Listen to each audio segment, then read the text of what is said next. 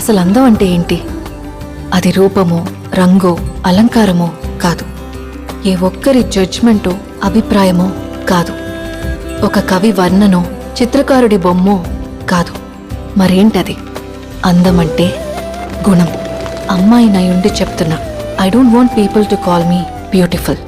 దాని బదులు నీది కష్టపడే తత్వం, నీలో కరుణ ఉంది, నీకు ధైర్యం ఎక్కువ, నువ్వు తెలివైన దానివంటే నాకు సంతోషం. Address us by our qualities. M S Subbulakshmi అంటే భక్తి, అందం కాదు. మదర్ తెరెసా అంటే కరుణ, అందం కాదు.